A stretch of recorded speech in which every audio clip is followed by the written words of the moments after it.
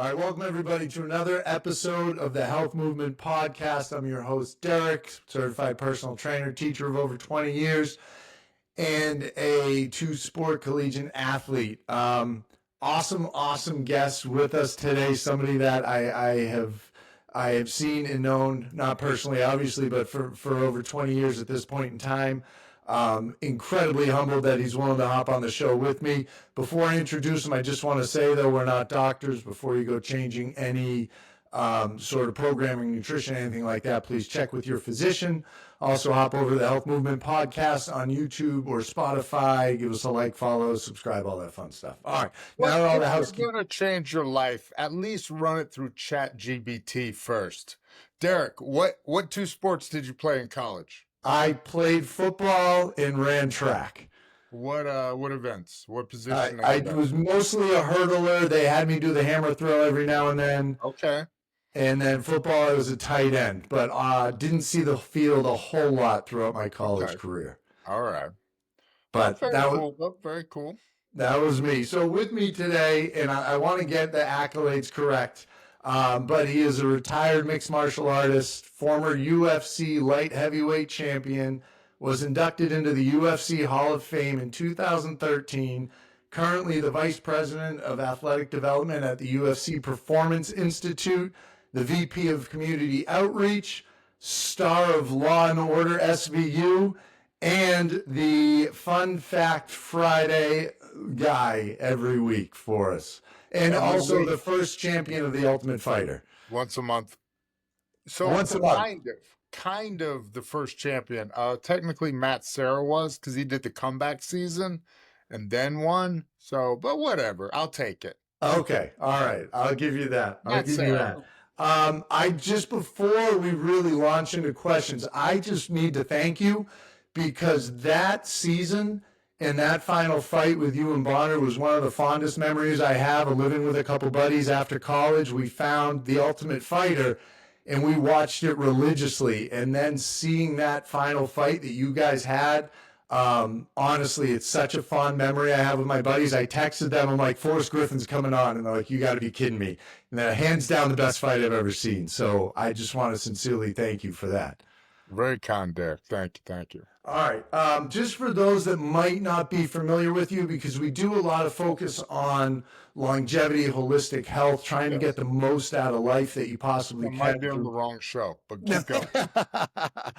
I just want to give people a chance to know your story a little bit, maybe how you got into martial arts. Let me jump into it. Yeah. So I found that I saw people fighting and I thought, that looks fun. I'll bet I could do that. And then I started doing it, and it turns out I wasn't good at it right away, but I was better than most. And I didn't seem to mind getting nervous before fights or mind getting beat up that much. And so I did that. What I will say is it is not the best thing for your longevity and health. I've 7 orthopedic surgeries in, 8 surgeries total, and I need both my shoulders replaced, and my knee's starting to go again.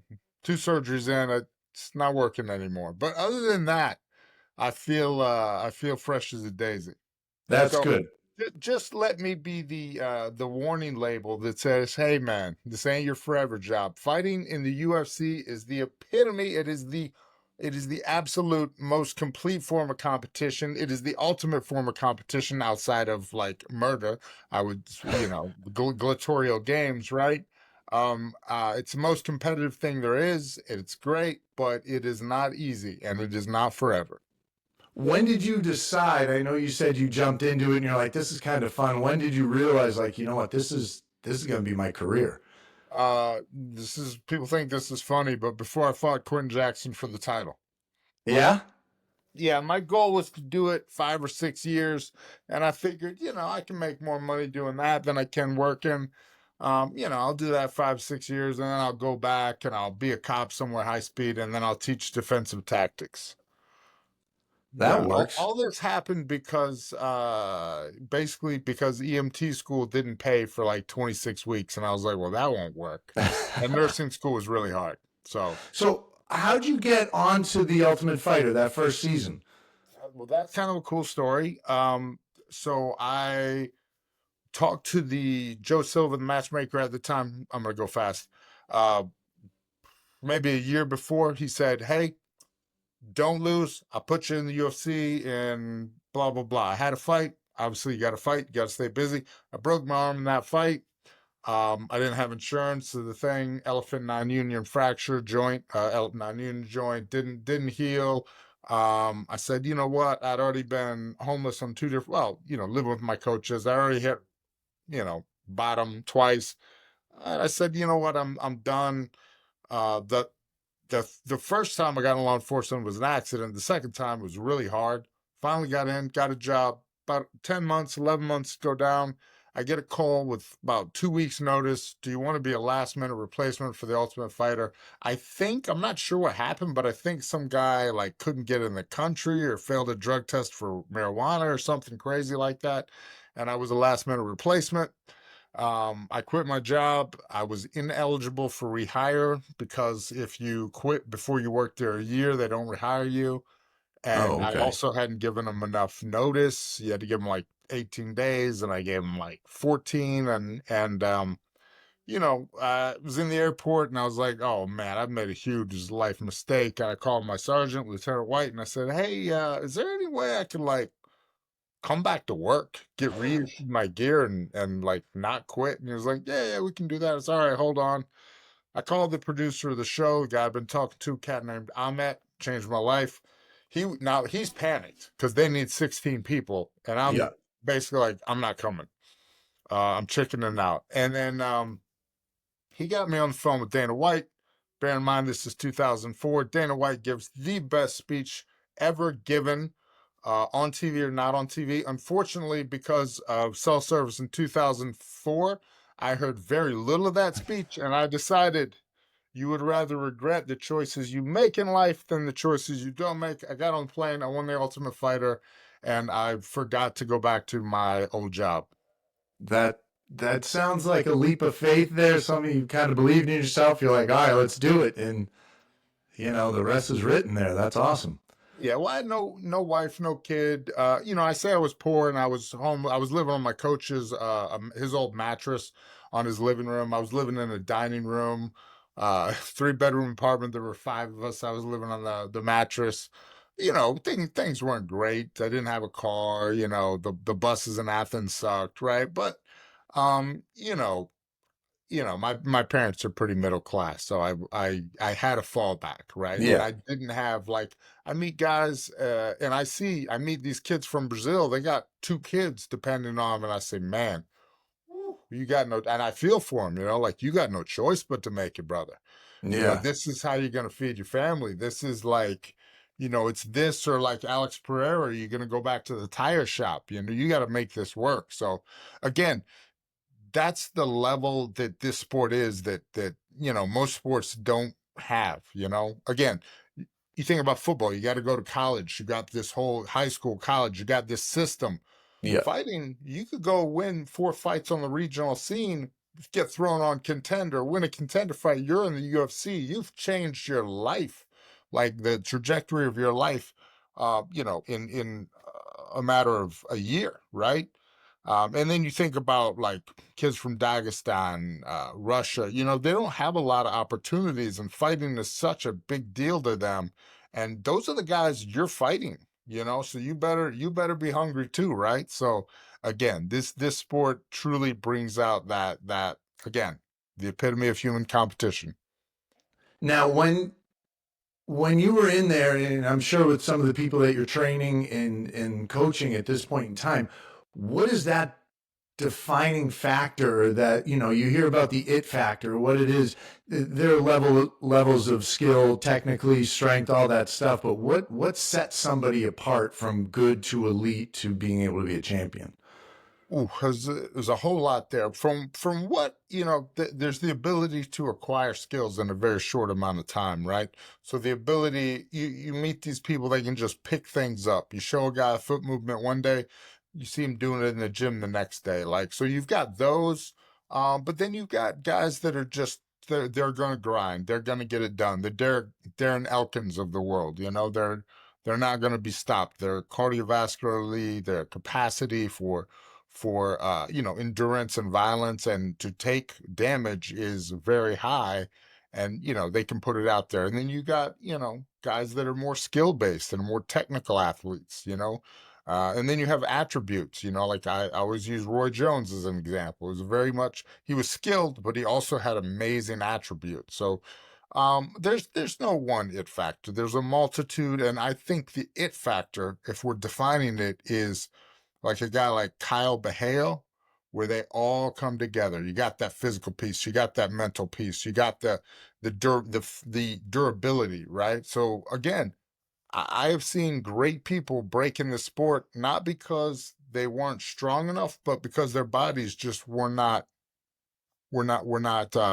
robust enough, right?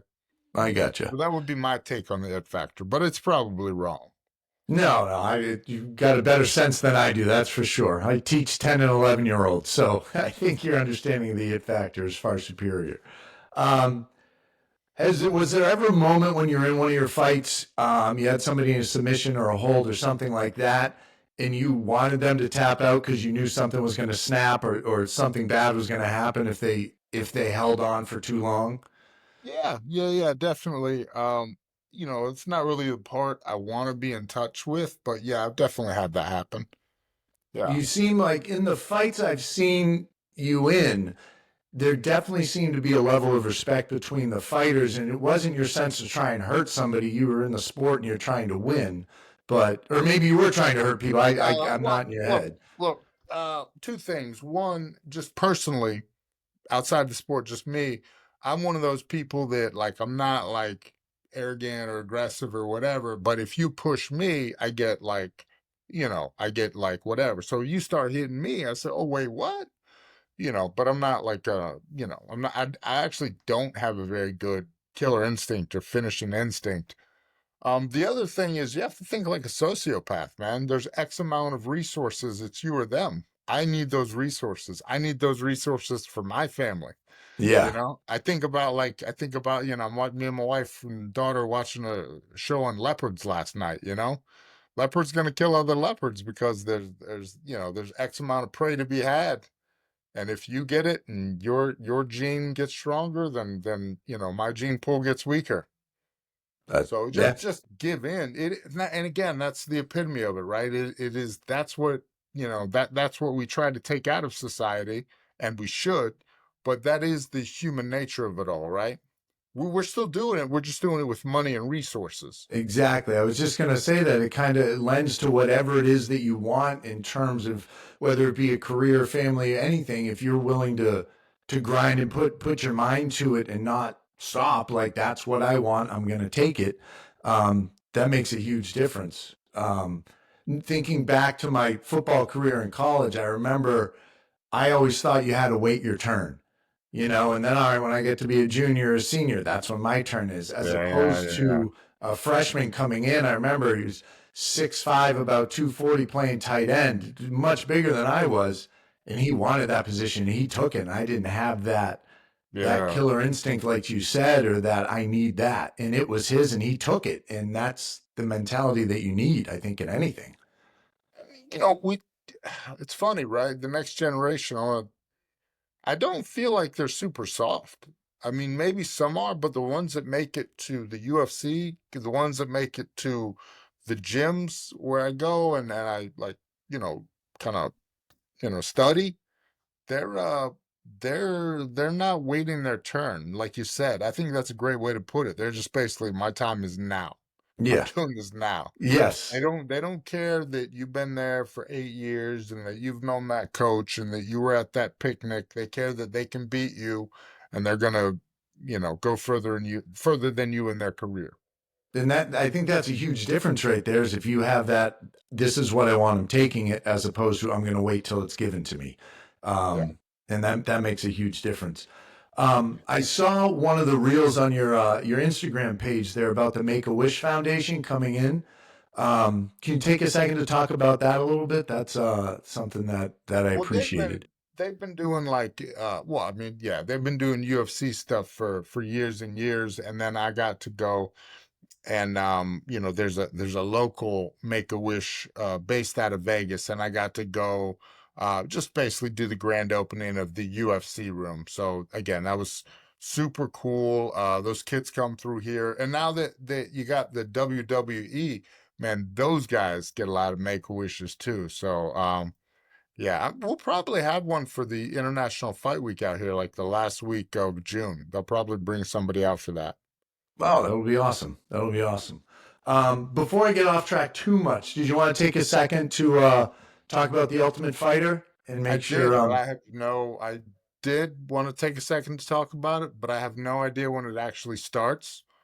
I know Yeah, that no, I've Chael, got it. I didn't. I was gonna let you, no, but yeah, it's. yeah, I believe it's May 27th. Is the May Tuesday, May 27th. 27th on ESPN2, ESPN Plus, ESPN Deportes. If that's what So, you're following. But it starts on Tuesday, May 27th, and it's the same. yeah, well, Yeah. no, absolutely. And this season, Chael Sonnen and DC Daniel Cormier are the coaches. And man, they really are both great coaches. You got to think they both still coach and corner people in UFC fights. I don't know that DC corners anymore, but he's still in the gym coaching people. He still runs this wrestling program. And he is, they're amazing coaches, and man, they're really well spoken. I got to be around the show a little bit, and, I saw DC doing his thing, and I was like, do you have a teleprompter? Like, how did you just do that? And so now I hate both him and Chael just for being so good at talking. I'm like, wow, that's a skill. I remember I hosted or no, I didn't host. I had like a bit part in the MTV Video Awards one year. It was me and I forget like a legit actor guy. And I did okay. And then the actor did his bit, and I was like, oh yeah, levels, levels. Yes. and Yes. and that's what I think. Like every time I want to do that and talk to cameras about fighting, I see DC or Chael do it, and I say, yeah, I'm gonna maybe stick it with doing what I'm doing. So Yeah. it's gonna Yeah. be a fun show. I think it's what 125ers and 185ers. Yeah, is the weight class. That's a 125 and huge 180. difference in weight. Did you? Yeah, I read they're somewhere you probably had not a. training together. What was that? They're probably not training together, or they're doing like 2-on-1 training where the two 125ers attack the 85er. Oh, yeah. I saw somewhere. How much weight did you? What was the most you ever had to cut to So get? here's the thing. I cut maybe 20, 25. I forget. I was like 231 in Ireland when I showed up one time, which was, I just kind of mismanaged the travel, yada, yada. Um, but percentage wise, it wasn't actually that bad. So, just you think about something I've learned since I've worked at the Performance Institute too. It's not about the raw number; it's about the percentage of your mass that you're cutting, right? And so, Oh, I would cut 10%, maybe sometimes less.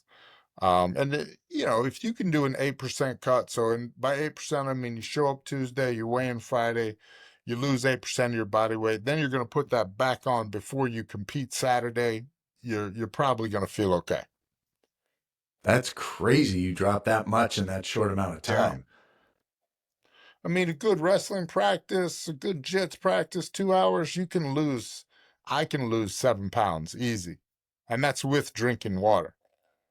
Oh, all right. Now that you're done though, what do you do? Because you look like you're still in solid shape. What? I'm What? not, I'm No. not, no. I mean, I do a little of this, a little of that. I've been consistent this last week, but I try to move around a little bit, maybe do like 20 minutes of calisthenics, mild plyometrics. I work out to a lot of the YouTube videos, and then I lift maybe 3 times a week, but very, very sparingly because my joints don't love it. But I mean, I literally lift to maintain a bone mass, just to Okay. prevent sarcopenia. That's where I'm at. Well, our motivations change as we get a Yeah, little yeah, older, and the reasons yeah. for it. To die more slowly. That's where we're Yes. at. Yeah. Yeah. Eke out a few more years whenever possible. What do you? I mean, do you miss the fighting piece, or are you like, I'm done getting punched in the face? Like, I let me absolutely coach. miss it. I absolutely Yeah. miss it. I miss the training. I miss getting. I I liked it. I genuinely liked it. I liked fighting. I liked training. I liked competing. When you're under the magnifying glass, it does suck.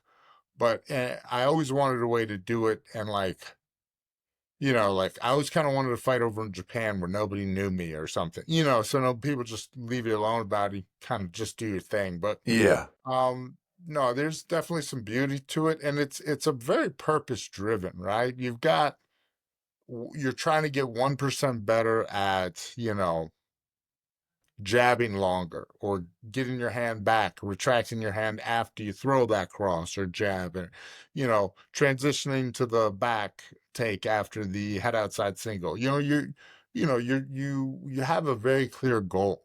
Like you have a next fight. You have in 9 weeks and 7 weeks and 6 weeks and 3 weeks, I'm doing this. And I really like living my life that way. You get projects at work that kind of work like that, but then, it's really kind of nice about fighting.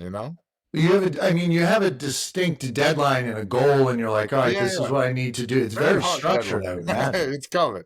Yeah. Yeah. And if you Uh, don't study for the test, it's going to go poorly. I was listening to I think you were on with Rampage, his podcast, and he was talking about you hitting him low on the leg, and you were talking about, well, I wanted to keep the distance because I didn't want to get close to that fist of yours. And Yeah, I was just, legs are usually longer than arms. was that something you'd have to look at for every fight? Obviously, you have to look at the opponent Yeah, and, yeah. and There's strategic. you make, and there's levels to it, right? So you make a game plan based on your strengths versus your opponent weaknesses, right? So how do I create situations where I have the advantage? All right, well, first let's identify what areas of the fight game am I better at than him, you know. And Yeah. then from there you kind of figure, all right, how do I get there? So it's, not even reverse engineering, just kind of identifying his strengths and weaknesses versus mine, and then figuring out how to, let my strengths shine and exploit his weaknesses. Now, it's not a common profession that people get into. Is there? Do you think there's a reason you were driven to this? Me personally, so Yeah. it's not all right. So 2025, it's not that uncommon. No, no, no. But I'm Yeah, talking back no, in no, no, yeah, yeah. There's a 2005. gym on every street. There's MMA in the States, in Brazil, in Canada, Russia. There's lots of gyms. Um, but for me, yeah, I started in 1999. It was kind of small, and I just thought it looked fun. I thought, oh yeah, yeah. I got in fights playing basketball. I got in fights playing football.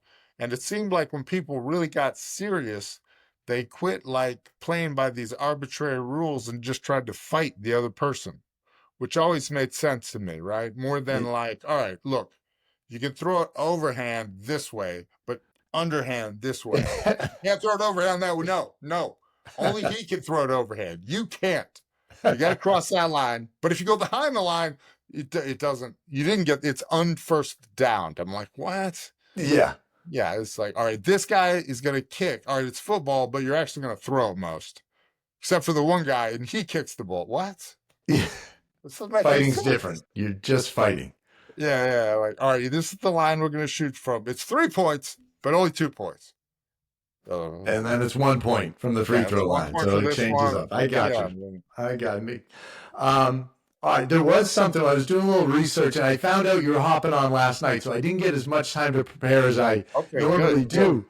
But I saw one of the books that you wrote, Yes. which was a survival guide. And I'm an elementary school teacher, so I can't curse, Yeah, yeah, but yeah. it's called "Be Ready When the S Goes Down." Yes, yes. That what brought that about? Because that looks like an Well, awesome book. the guy that my co-author, a guy named Eric Krause, and we actually got together because he'd done all this crazy survivalist living stuff, and I was really into like shooting and survivalist and all that stuff. I'm weak and old now, so if the does go down, I'm dead. I've given up. Also, I have a family, a daughter, and a wife, so I'm just, I'm but back then I was just a young man, with a lot of guns. They wanted to maybe live out on the land a little bit, and also take hot showers and have hot coffee in the morning. But Yes. yeah, but you get it. So yeah, that book actually only happened because I wrote a first book, Got Fight, um, and I wrote an end to it, but I did not turn it in past the deadline. So, I turned in the end and they were like, yeah, we can't use it. It's already gone to print. And I was like, this is 2007. So that was like a long time. And I was like, but I wrote like 3 good chapters. And so I was like, I'll just take the afterbirth and write a new book. Oh, that's a fun Really experience. selling it. Really selling it. That book is the afterbirth. It's like the twins, we got Arnold, and then this is the Danny DeVito Yeah, twin. oh yeah, that's definitely not selling it, but Yeah, yeah. And it's then I was like trying to edit it right before the Anderson fight. So when it became like a really fun project, it became a pain in the butt. And like you got this huge fight, and then you're supposed to be editing it. I was like, I don't know. Just as is, go. Do whatever you will with it. has your definition of toughness changed over the years? And now that you mentioned you're a father, you're a husband, have you seen a change in that at all? Definition of that was funny. Stefan was always like his whole thing getting into fighting was wanting to be tough. And he was a very tough individual, mentally, physically, the whole deal. But for me, I don't know. I don't know that I ever thought about it that much. I really I don't know. I don't know that people ever questioned. I don't know that anybody ever said I wasn't tough. So I just figured I was doing all right. Yeah, that's true. No, I never got that sense from anybody else. It always No, looked no, like there was a big level of respect no, out there. no. I just mean like in life. I mean like in middle school and I played sports and I was moderately good and whatever. So I don't know. I never really. For me, it's more the conversation's discipline. What can you make yourself do that you don't want to do? And I think Exactly. that's where the Exactly. battle's won, right? What's your It's biggest struggle with discipline? Is what's your yeah, crutch there? all of them, all of them. Well, I don't. I mean, food's probably the hardest, and then also I don't really like to go to sleep. I just don't like to go to sleep at night. Like I'm like a 8-year-old. Like, but daddy, I don't want to go to sleep. And then I'm daddy, so I'm like, I'll just stay up. I can Like, do what I want. and then I'm like, man, I'm so tired today. Let me crush 14 coffees. Man, now I can't sleep again. So I got all the problems, man.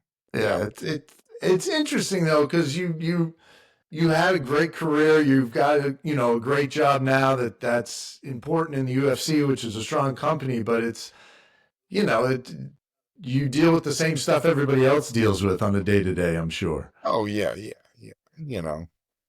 I get out of bed just like anybody else, and I have my wife put my pants on one leg at a time because I can't quite bend over. And no, I like it. I like it. Are you enjoying the executive role that you have now, the VP piece with seeing the players' development or the yeah, athletes athletes, fighters, develop? fighters. Yeah, Fighters, yeah. don't call them players. Call them Sorry, fighters. I'm used to. No, I'm no, still hey, in no, sport no. mode. It's no, no. Yes, yeah, there are definitely parts of it I like. I will say this, I mean, not to, it's harder than I thought it was going to be. The corporate life is, you know, like the movie Office Space now makes sense to me. I saw that when I was young. I didn't, I was working blue collar jobs. I didn't Yeah. really get it, but like now I'm like, oh, that movie's genius. Yes. Yeah, it is harder than I thought it was going to be. Um, but I work at I say the Performance Institute branch of the UFC. There's about 70 of us. It still feels like a small company, but you know, yeah, it's you know, yeah, it's fulfilling. I do get to see a lot of athletes. I know that the sport of MMA will be better for my having been involved in it. And not just from the fighting aspect, but from what I'm doing now in post-fight career. The lifestyle of the athletes will be better, the sport itself will be better, the training methodologies will be a little better. And not, not because of anything me is doing, but because of the stuff that the team I'm a part of is doing. And that sounds like poppycock, but it's actually true. No, and I've seen. I mean, you have When I no. hear interviews and I hear people say that, I'm just like, this guy, nonsense. No, but it sounds like, I mean, there's even a UFC award named after you for the community service and Yeah. outreach and spreading that. What I'm gonna get that what renamed to the Dustin Poirier Award, but what? Yeah, just looking at the people that have won that, it's so awesome. That's pretty awesome. There's a lot of really good people in the UFC. Again, this fighting draws all types. Kind of crazy. it does? I think at the end of the day, you all want the same things. You want to be happy. You want your family to be healthy, and you want your friends to be in good place. It's all the You want to same have sort of over a thing. million followers on Instagram. It's what we all want. Yeah. Oh, and by the way, your Instagram account, I went looking. I'm like, all right, here's a parody one. I can't follow this. I'm like, where's the real Forrest Griffin? And it took me about a Yeah. minute. I'm like, oh, that guy. That guy's a funny one. Yeah, well, it was. I don't know. Is that true though? You just post random stuff, but you know, I didn't want my nonsense to be associated with the Performance Institute necessarily. Like the shirt. Like it's hard to say stupid things when you're wearing the shirt of the company and representing them, right? So Yeah. there's me, there's Forrest, the guy that used to fight, the guy that used to be an independent contractor, and I like that guy. But then there's also, 50-year-old Forrest that represents a multi-billion-dollar company and does it and is basically tasked with doing good works and helping athletes. So, yeah. Well, that's good. Well, Forrest, I know I want to keep respectful of your time and everything like that. Yeah, no, I Um, appreciate it, Derek. but I want to thank you so much for coming on. It was great to get to meet you and talk to you. Is there anything else that we didn't cover that you wanted to make sure we got across? No, no, I was gonna ask though, what I see the Make-A-Wish behind your head there. What have you gotten to do with them? Well, my cousin has cystic fibrosis, so Okay. she was involved with that growing up, and then a good buddy of mine, I don't know if you can see on this side, has his son has Dravet syndrome, and through the Make a Okay. Wish Foundation was able to be part of the Holy Cross men's basketball team. So I've seen the good stuff that they do, and it's Very cool. at the end of the day there are 1,000 things out there for how to get a six pack and how to eat. And I would just much rather spread, how to live a full life, holistic life, be the best that you can be. And helping other people is kind of, I think, incredibly important. So, Yeah, I mean, and also, yeah, no, that's great. I appreciate that.